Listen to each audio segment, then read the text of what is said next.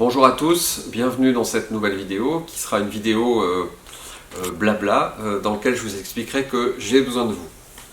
En gros, vous êtes 3600 aujourd'hui abonnés à la chaîne YouTube, je vous en remercie. J'espère que les tutos ou les petites démonstrations que nous faisons vous aident. Elles retracent partiellement ce que nous vivons au quotidien. Évidemment, je ne peux pas filmer tout, mais je filme ce qu'on peut de temps en temps. Pourquoi j'ai besoin de vous? C'est tout simplement pour vous expliquer un petit peu comment on fonctionne. Nous, notre credo, notre motivation première, c'est le musée du bagage. Donc le musée du bagage, c'est une institution qui a été créée en 2011, qui maintenant est à la ville d'Haguenau, qui est gérée par un directeur, par du personnel de la ville d'Haguenau, des conservateurs, directeurs, etc. Et qui est basée, qui est fondée à l'origine sur le prêt de la collection de bagages que nous avons fait au musée. Nous avons prêté 650 pièces, dont la plus ancienne malle Louis Vuitton au monde, dont la malle bureau de Sir Arthur Conan Doyle, dont la malle du tsar de Russie, la malle du grand-duc Cyril de Russie, etc., etc. Et donc toute cette collection est à la disposition de la ville pour une durée de 7 ans, puis 7 ans, contractuellement, gratuitement, je tiens à le préciser. Rêve de bagages où Marie et moi, nous ne touchons absolument rien du fait d'avoir prêté cette collection au musée. Et donc le musée est ouvert du jeudi au dimanche de 14h à 17h30 avec des visites guidées qui ont lieu tous les dimanches à 15h ou une fois par mois vous avez aussi des visites théâtralisées de troupes de théâtre qui viennent en costume d'époque et qui font visiter le musée de façon vivante. Ces gens-là ont été formés à l'histoire avec le scénographe qui a fait la scénographie du musée, avec le directeur du musée, Dimitri Mathieu, et avec toute l'équipe des musées historiques de Haguenau, eh bien, ils ont créé toute une visite qui explique en fait l'évolution des bagages du XVIIe siècle à nos jours. Moi, mon but, c'est d'enrichir cette collection, de trouver de nouvelles pièces, de chercher de nouveaux modèles de malles. Je vous donne un exemple, ça fait 15 ans que je cherche à acquérir une malle bureau américaine d'un modèle un peu particulier, un peu spécifique, ou une malle Lee aussi américaine qui était un modèle particulier, enfin bref. Mais le but de cette vidéo, en dehors de l'aspect musée, c'est de vous expliquer comment on fonctionne. Nous, on fonctionne beaucoup. Moi, je ne peux pas faire les brocantes tous les dimanches à Haguenau et chercher des nouvelles malles. Ça ne servirait à rien. Je ferais des kilomètres à pied pour pas grand-chose. Donc, on ne fonctionne pas comme ça. On fonctionne avec des chineurs qui sont partout en France, partout en Europe même. On a des chineurs qui sont en Allemagne, on a des chineurs qui sont en Égypte, on a des chineurs en Angleterre, on a des chineurs un peu partout. Et ce que j'appelle des chineurs, ce sont soit des particuliers qui aiment le domaine, tout simplement, soit ce sont des professionnels de l'antiquité de la brocante. Je vous donne un exemple. En Belgique, c'est un luthier, un restaurateur de guitare, qui, dès qu'il voit un truc intéressant, clac, il me fait une photo, il me prévient, voilà. En Égypte, c'est un directeur de bateau-mouche, enfin un genre de bateau-mouche, des bateaux touristiques sur le Nil, qui est passionné par ce genre de domaine et qui, en échange de certains autres coups de main, va me faire des photos d'une malle qu'il a trouvée dans un souk, un truc, et quand ça m'intéresse, eh ben, il l'achète, il me la revend et puis il me l'expédie. Et pourquoi j'ai besoin de vous? C'est tout simplement, je me dis, vous êtes 3600 abonnés, je vais vous proposer de faire un business ensemble, c'est de devenir nos chineurs. Comment ça fonctionne? Les gens qui trouvent une pièce quelque part qui leur semble intéressante, ils prennent une photo, ils mesurent la pièce et ils m'envoient 6 photos, face avant, dessus, dessous, intérieur, les dimensions. Ils m'envoient ça le dimanche matin puisqu'ils sont en brocante, ils m'envoient ça par WhatsApp, ils m'envoient ça par mail, ils m'envoient ça en photo, enfin n'importe quel moyen aujourd'hui, les réseaux sociaux quand même, de permettre d'aller très très vite. Nous on est présent sur Facebook, on est présent sur Instagram, on est présent sur WhatsApp, il y a YouTube évidemment, enfin toutes les possibilités qui existent, quoi. Et donc nous contacter c'est quand même relativement facile. Donc ils me contactent, puis ils me disent voilà, j'ai trouvé ça, j'ai trouvé cette malle, est-ce que ça t'intéresse? Le vendeur, en général je leur demande même pas de me demander le prix. Ils me disent est-ce que ça t'intéresse? Moi c'est oui ou merde entre guillemets, hein, oui ou non. Non, ça peut pas nous intéresser, donc c'est pas une question d'argent. Ça nous intéresse pas du tout, ça arrive. Hein. Ou alors ça peut nous intéresser, mais ça dépend du prix. Et dans ces cas-là, moi je leur dis, bah voilà, cette malle-là, moi je suis en mesure de l'acheter 100 euros, 500 euros, 3000 euros, 15 000 euros, 25 000 euros. Le montant n'a pas d'importance, c'est la base.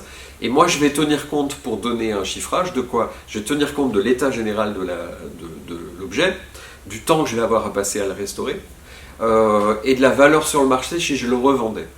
Alors, il y a des pièces de moindre valeur qui, pour moi, sont essentielles, très importantes. Je sais pas, j'ai acheté une pièce, par exemple, à un monsieur qui était la malle du champion du monde de vélo.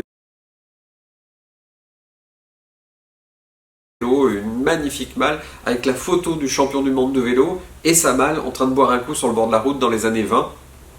Ça, pour moi, ça n'a pas ça n'a pas de prix. J'ai acheté cette pièce, je ne sais plus, 300 euros. C'est vraiment rien du tout. Mais on m'a demandé 300 euros, j'ai payé 300 euros. On m'aurait demandé 500 euros, je payais 500 euros. On m'aurait demandé 800 euros, je payais 800 euros.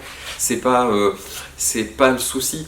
Mais la valeur de la pièce, en gros, c'est à peu près une centaine d'euros. C'est-à-dire que la malle vaut rien en soi. Ce qui vaut, c'est qu'il y avait la photo, il y avait la signature du gars, il y avait toute l'histoire derrière, enfin, il y avait tout un ensemble de choses qui font que ça a une certaine valeur. Donc, ne pensez pas qu'on cherche que du Vuitton, du Goyard, du Hermès et du Moina, même si c'est les 4 marques qui vraiment nous intéressent plus particulièrement, parce que c'est des marques où nous avons des demandes, des collectionneurs, des gens qui cherchent ce genre de choses. Et puis c'est notre expertise. On sait surtout restaurer du Vuitton, du Goyard, du Moina et du Hermès. C'est notre savoir-faire particulier. N'importe quel brocanteur ou bricoleur est capable de réparer une malle bombée. Nous, on ne fait pas de réparation, on fait de la restauration. Et pour tout ce qui est luxe, c'est un métier, c'est quelque chose de tout à fait particulier qui nécessite d'avoir les pièces détachées d'époque, d'avoir une certaine dextérité, une certaine compétence. Et c'est là où on a une plus-value. En quoi vous pouvez vous transformer en chineur? C'est que tout simplement, si vous m'envoyez une photo, moi je vais vous dire, voilà, c'est une pièce que je pourrais acheter 3000. Après, le gars sur la brocante, il la vend 500 ou il la vend 1000. Bah, vous l'achetez, vous me la revendez. Voilà, vous avez fait une marge. C'est tout bête. Vous n'avez pas le droit de le faire si c'est un métier. Vous n'avez pas le droit de le faire régulièrement. Mais si c'est 2 fois par an, il n'y a pas de souci particulier à ce genre de choses.